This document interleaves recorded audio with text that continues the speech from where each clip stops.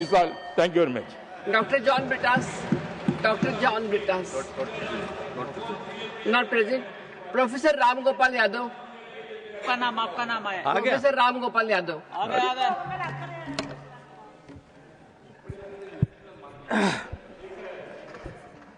धन्यवाद मैम। प्रश्न यह है यहाँ कि आखिर सीएपीएफ के अधिकारियों और केवल अधिकारियों ही नहीं, सिपाहियों से कांस्टेबल से लेकर ऑफिसर्स तक को न्यायालय की शरण क्यों लेनी पड़ी? न्यायालय क्यों जाना पड़ा? क्योंकि उनकी सर्विस कंडीशंस में इतनी विसंगतियां थीं, लोगों को मजबूरन, इस डिसिप्लिन्ड फोर्स के लोगों को मजबूरन कोर्ट का सहारा लेना पड़ा, क्योंकि सरकार ने उनकी बात नहीं सुनी।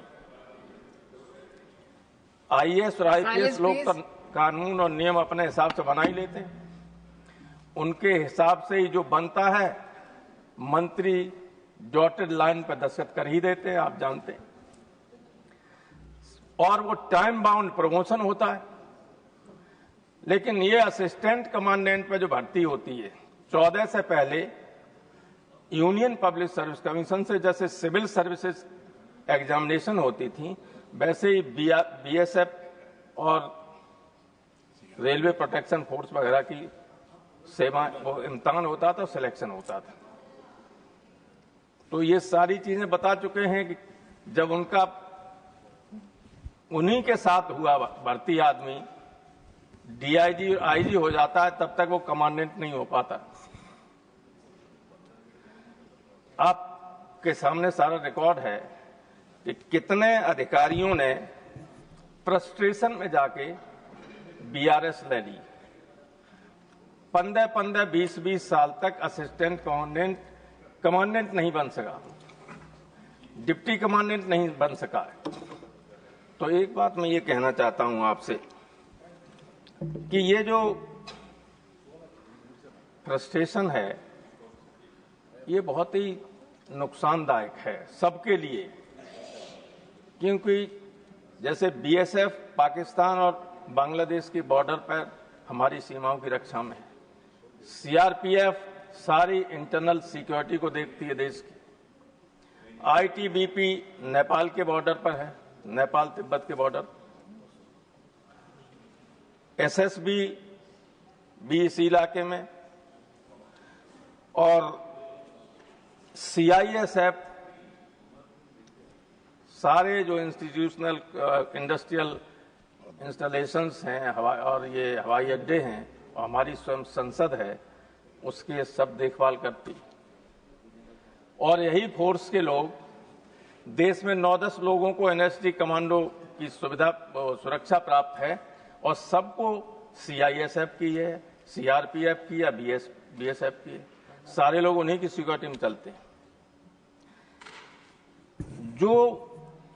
ये जो बिल लाया गया है, इसमें डीआईजी कितने % होंगे, आईजी के लिए पोस्ट कितनी रिजर्व होंगी, एडीजी, स्पेशल डीजी और डीजी में एक भी आदमी फोर्स का इसका नहीं होगा। They will be 100% monitored by IPS officers only. वो खैर उस बात के लिए तो ये लोग भी नहीं कहते कि डीजी बना दो, एडीजी बना दो, स्पेशल डीजी बना दो, लेकिन आईजी तक तो पहुंच जाएं।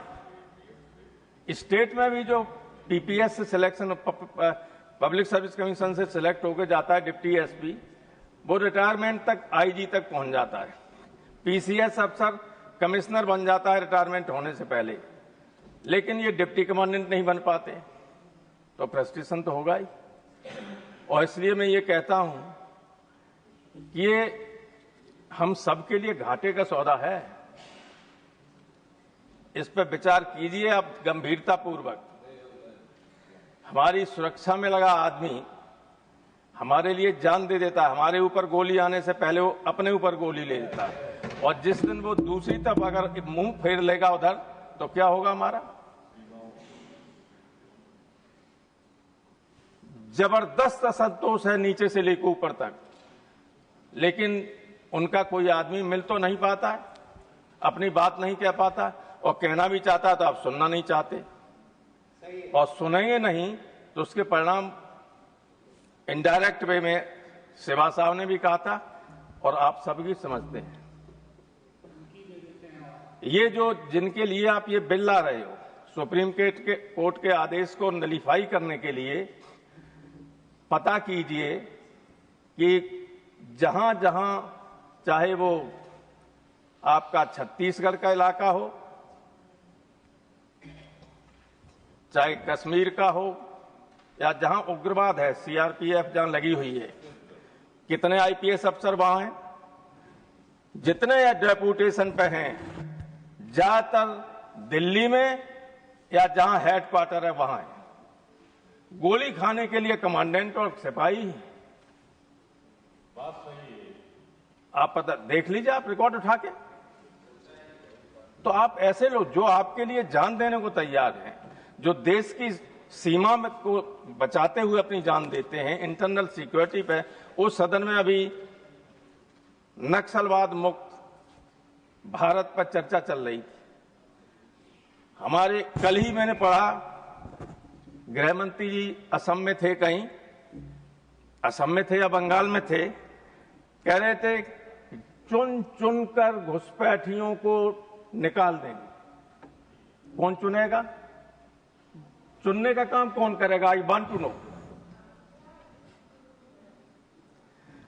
ये चुन चुन कर पकड़ने का काम तो सिपाही करेंगे, जिनका गला आप काटने जा रहे हैं। ये क्यों पकड़ेंगे फिर? इसलिए मैं कह रहा हूं कि विचार कीजिए, घाटे का सौदा है आपके लिए भी, देश के लिए भी। ये बहुत ही गंभीर बात है। इतने बड़े फोर्स को एंटागोनाइज करना अच्छी बात नहीं। इसलिए मैं आपसे अनुरोध करना चाहता हूं कि इस बिल को, जो सुप्रीम कोर्ट ने, लेकिन मैं जानता हूं कि आप मानेंगे नहीं, सुप्रीम कोर्ट की बात नहीं जानी तो हम क्या आपको ज्ञान दे सकते हैं? जब सुप्रीम कोर्ट की बात नहीं मान रहे रिजिजू साहब, तो हमारी बात कैसे मान लेंगे? लेकिन जनहित में यही है कि आप इस बात को स्वीकार कर लें और इस बिल को, जो जन विरोधी है, उसको भेजें सिलेक्ट कमेटी को या विड्रॉ कर लें। बहुत बहुत धन्यवाद। Thank you. धन्यवाद। श्री चौधरी मोहम्मद रमजान, 6 minutes।